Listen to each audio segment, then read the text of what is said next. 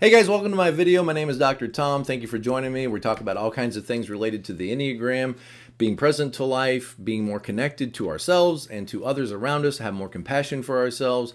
In the description below is a link to my website, tomlahue.com, where I do offer coaching appointments and relationship coaching appointments, Enneagram coaching appointments, and certificate programs if you want to learn more about using the Enneagram for your personal business or your personal use or relating to other people. And thanks to my patrons. I really appreciate your support over on Patreon. I know you don't have to do it, and I really appreciate you being with me in this. Okay, so I wanted to talk to you about the story you're telling yourself. The story you are telling yourself. The story you're telling yourself may not be the story. In other words, we all have a tendency to make sense of what's going on in our life. Interestingly enough, imagine that there are 9 copies of the same story. Let's say it's a story about a young person growing up and going through all the challenges of youth and high school and fitting in with other people. And all 9 of those copies get distributed to 9 different students, type 1, type 2, type 3. We all read the same story, but notice we will all highlight different sections of that story as the important parts. These are the parts that we picked up on and noticed and found to be the stuff we really identify with. In a sense, we're all kind of living the same story. I get it. Everybody has a different life. I get it. I don't mean that you didn't have particular hardships. I just mean because of our personality types, we tend to fixate on certain parts of the story as being the defining moments. And then we look over at the person next to us who may have grown up in the same house and they're like, really? You remember it that way? That's not at all the experience I had.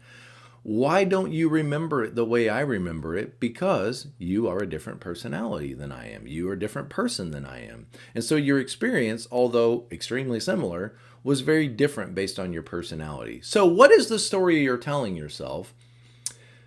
That becomes your story. It may not be the real story or the true story, but it becomes your truth or your reality. And the question we might ask ourselves is, am I living in the right story?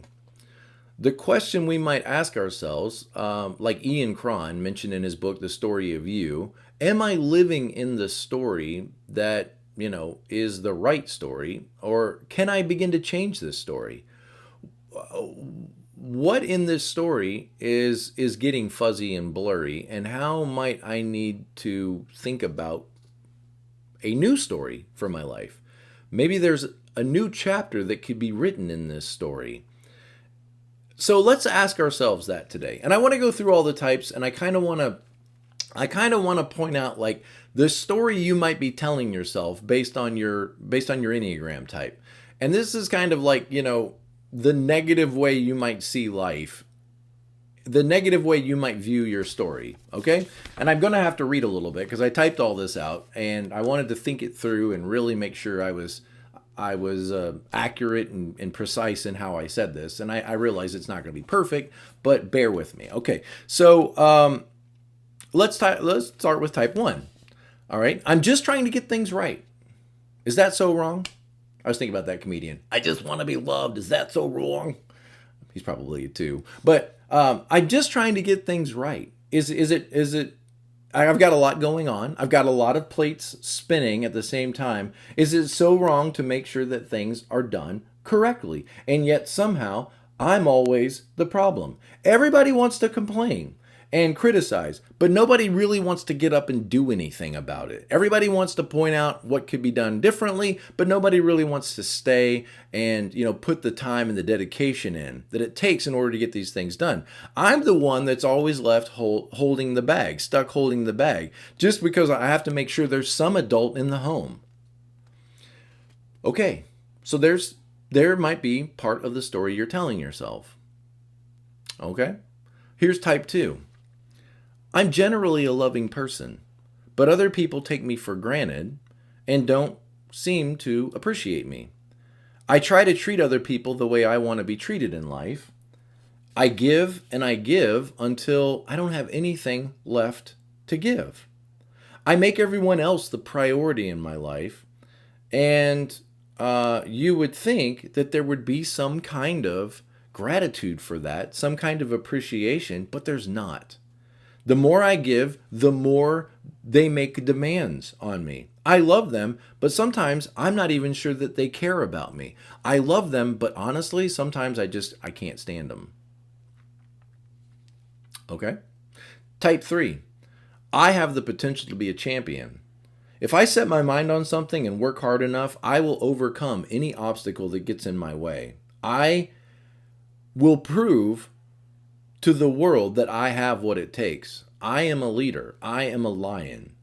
But lately, it feels like I've been drifting in life. I've accomplished so much in life, but sometimes I still feel empty inside. Most people would envy me, but the things that really matter in life seem to somehow elude me or elude my grasp. If I'm honest, sometimes I just feel done. I sometimes struggle with feeling worthless and lacking motivation to just do the simple things in life. I've climbed to the top and I have made a great life for myself, but it's a life that sometimes I don't even care about.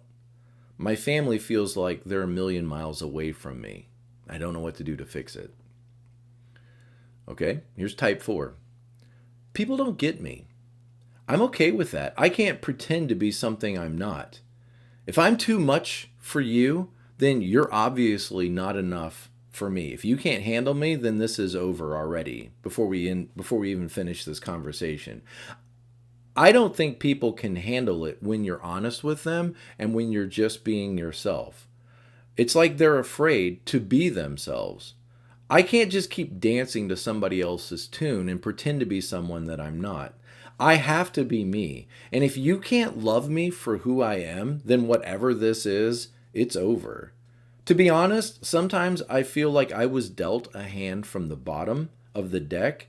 Life just seems to work for everybody else. Relationships, it seems like they could just go through life like zombies and they don't even care. Just doing whatever they're told and wearing whatever they're made to wear, being whoever other people say they are. I sometimes wonder if I will ever find real and authentic love. I can't settle for something that's fake, but every time I try to get close to someone else, it seems like it's destined to fail. I'm tired of everything that I've had to endure. Okay, here's type 5. I just want to be left alone. I don't understand why people have to be so invasive and so intrusive in life. There's a lot of rules, it seems, about how to get along with people. And I don't know, I guess I just missed the orientation on how to do these relationship things. I don't know what is off in me, but people just don't seem to have respect for other people's space. They barge in, make demands on your time, make demands on your attention, make demands on your energy. Why can't they just figure out their problems for themselves? It's exhausting. And why do you worry so much about getting things right? Nothing you really do is going to make a difference anyway. Why can't people just leave me alone? Why does everyone feel they have the right to interrupt me and give instructions about the right way to live a life that I'm not interested in living? I mean, not that fives don't want to live, but they're not interested in living the life that other people are prescribing for them. Okay, type 6. I can't help it if I wonder about what is going to happen next. I guess I've always been that kind of person, the person that's concerned. Maybe I'm just wired this way, or maybe it's because I grew up in a home that was unstable, so I just want to err on the side of caution. I want to know what the plan is. There's a lot in life that could go wrong, and I feel like I can handle it if I can just see it coming, if I can see what's going to happen next. But often it's the stuff in life that surprises you that seems to get the best of you, that takes its toll on you. When I was a kid, I was often the student in class that asked one more question, and this seemed to irritate people. But how can you go through life and have any peace in life if you're not a kind of person that asks questions? I don't want more stress in my life, but sometimes it feels like I can't seem to outrun all of the wolves that live in my forest. Sometimes I feel like I know what I'm going to do, I've thought it through, But then I lose my confidence and I start to second guess myself. And sometimes it feels like there's just no one out there that will support me. I don't need them to solve my problems. I just need them to listen. But they don't want to listen. Type 7. I just want to be happy. Yikes. I have so many ideas and thoughts and dreams about what we could be doing right now. I'm a likable guy. What's the big deal? I try to get along with others and have a good time, but lately, it's like all we can do is just keep our head above water. I hate feeling tied down. I hate feeling like I'm restricted. I don't mind being responsible, but yikes, people need to lighten up, man. Just lighten up. Why does everything have to be so serious all the time? Why do people have to be so frustrated all the time? 7 doesn't realize how frustrated they are. There's a great big world out there, and I've always imagined about like living life to the fullest, like getting out there and seeing it. And I love people who love to have fun. If that's something wrong, then I don't know what to tell you. Lately, it seems like we have no fun in life.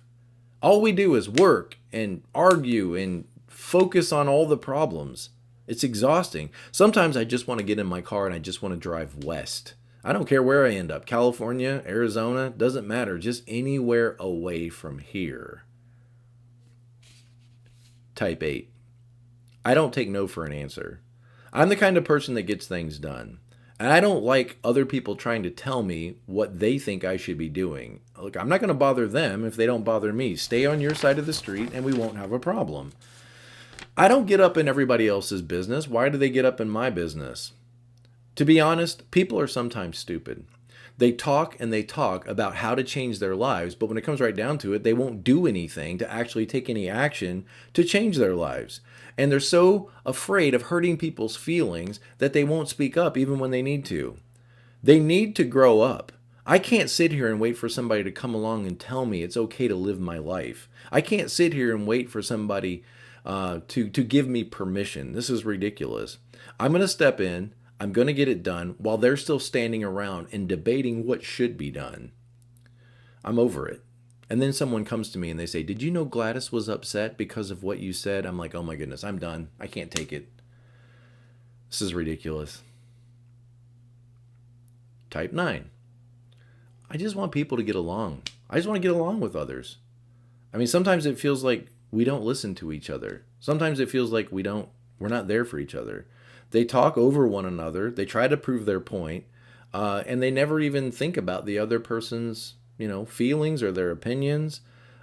Everyone seems to have an agenda in life, and it's an agenda that they're trying to push and convince everybody else to adopt. I get overwhelmed sometimes just being around people. Then I realize, I've adopted their agenda for my life, and sometimes it feels like I ignore my own voice and my own needs at times in order to just get along with people.